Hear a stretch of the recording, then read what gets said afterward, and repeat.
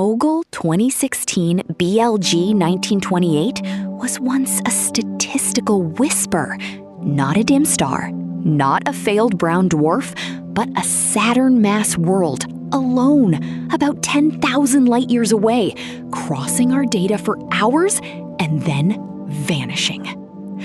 Astronomers may have just caught a planet with no star, no sunrise, and no home. And for the first time, they could actually prove what it was. That matters because rogue planets have haunted astronomy for years as suspects without fingerprints. This time, the fingerprints held. The object is a rogue planet, a world not orbiting any visible star. The breakthrough was not merely detecting a brief microlensing event. It was breaking the old mass distance trap that usually turns these objects into cosmic maybes. To see why this is such a big shift, we need to understand the crime scene. When a planet drifts in front of a distant background star, gravity bends the star's light and briefly magnifies it. That is gravitational microlensing. No glow from the planet is needed, no sunrise, no reflection, no convenient host star. Just gravity, leaving a tiny bruise in the light. The problem is that one brief flash usually hides two unknowns at once: how massive the lens is and how far away it sits. Change one, and the other can mimic it. Astronomers call that the mass distance degeneracy. I think this is where rogue planets stopped feeling like objects and started feeling like legal arguments. You could tell something passed by, but proving exactly what passed by was another matter. Tense. That is why this new result is so important. Using data tied to the OGLE survey, KMTNet observations, and follow-up high-resolution imaging from Keck, researchers could rule out a normal host star and constrain the lens far better than in older free-floating candidates. The result pointed to a planet with roughly Saturn's mass, drifting alone in the inner Milky Way, around 10,000 light years from us. Think about what that means on a human scale. It is like seeing a cannon fire in deep fog, hearing the recoil, measuring the echo, and then proving there was no battleship under it, only the cannonball already flying by itself. For years, astronomy had hints.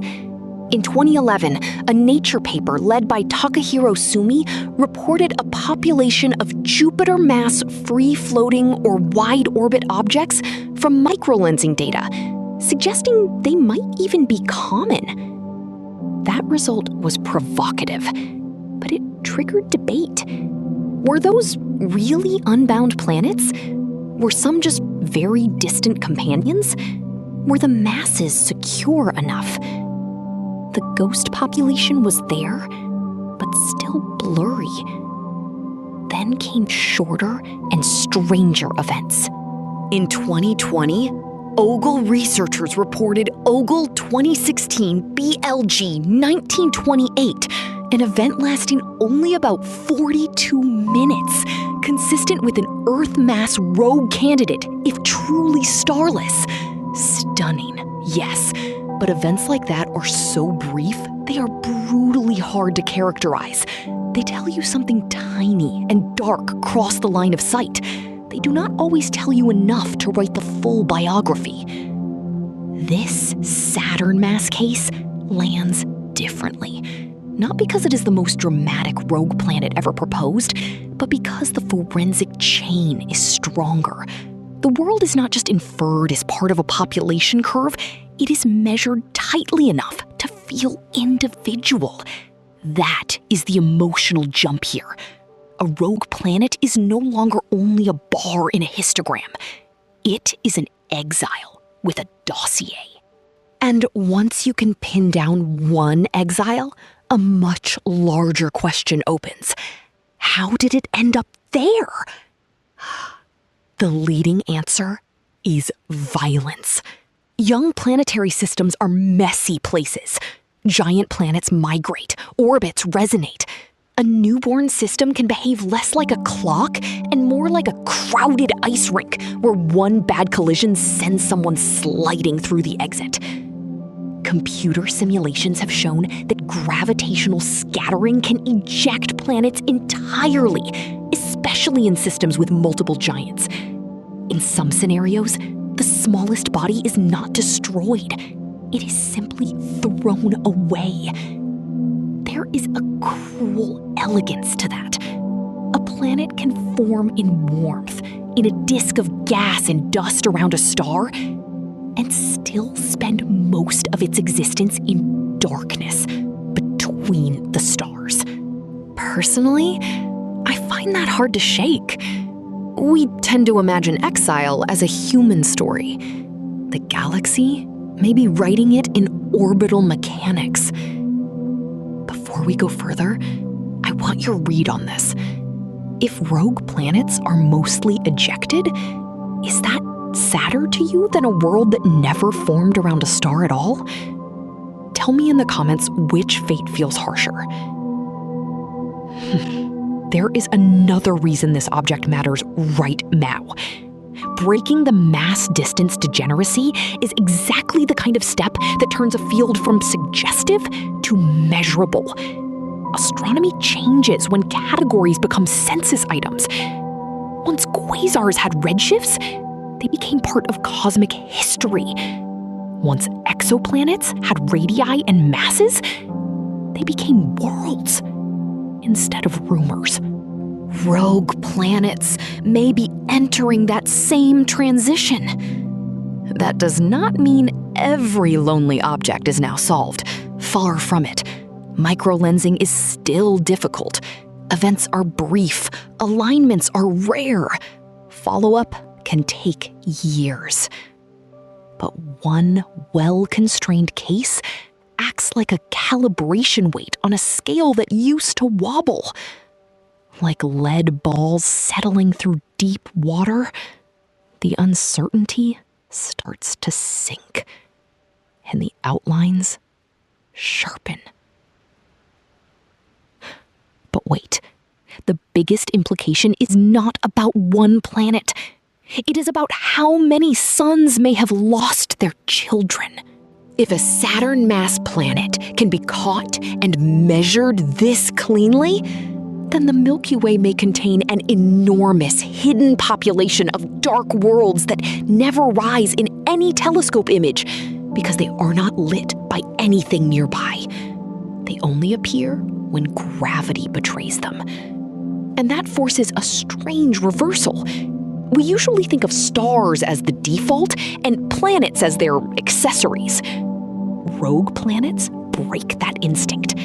They suggest the galaxy may be full of planetary bodies whose main relationship is not to a sun, but to absence. No day-night cycle, no seasons from a host star, no sunrise at all. Just internal heat fading slowly. Maybe thick atmospheres trapping what little warmth remains, like a thermos abandoned in a blizzard. Could some of these worlds hold subsurface oceans? In principle, maybe. Stevenson argued back in 1999 that an ejected Earth-like planet with a thick hydrogen atmosphere might retain enough heat for liquid water. That is not a claim about this Saturn-Mass world being habitable. It is a reminder that once planets are set free, they do not become scientifically boring. They become harder, stranger, and in some cases, more philosophically unsettling. Because what is a planet, really, if it no longer belongs to a star? A leftover? A survivor? A failed member of a system? Or a normal outcome of planet formation that we ignored because our eyes were trained to search near light? I think think that last possibility is the deepest one. This detection hints that planetary systems are not neat families. They are dynamic filters. They build worlds, test them, and sometimes fling them into interstellar night. If that is true, then the quietest objects in the galaxy may be among the most common. There is something almost unsettlingly human about that. We map the cosmos by what shines, yet entire categories of reality may live in the dark, measurable only when they briefly bend someone else's light. Can you imagine basing your existence on those moments alone? Can you imagine a world where noon never happened even once? And this is why the Saturn-Mass rogue matters more than its own lonely, orbitless path. It marks a methodological threshold. The field did not just add another candidate, it gained a cleaner way to tell a drifter from a maybe. In my view, that is the moment rogue planets stopped being statistical ghosts and started becoming measurable exiles. The next decade should make this even sharper. The Nancy Grace Roman Space Telescope is expected to turn microlensing into a far more powerful survey tool, potentially finding many more free-floating worlds across a range of masses. If that happens, this object may be remembered as an early sign that the census was finally becoming real. And if that idea hits you the way it hit me, that the galaxy may be crowded with planets that never see a sunrise, leave a like. Just that picture alone deserves to be taken seriously. A Saturn-Mass world, roughly 10,000 light years away, drifting without a star, taught us something oddly intimate about the universe. Not everything important glows.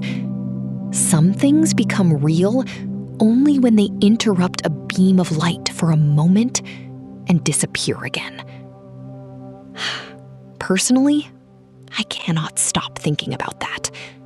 Somewhere in the Milky Way, there may be countless horizons that never turned gold in the morning, countless skies with no dawn to wait for, countless planets that were not destroyed, only dismissed into darkness. If that kind of cosmos fascinates you, the hidden, the cold, the measurable only by patience, subscribe. This channel is for people who want to look past the bright headlines and into the darker architecture of the universe.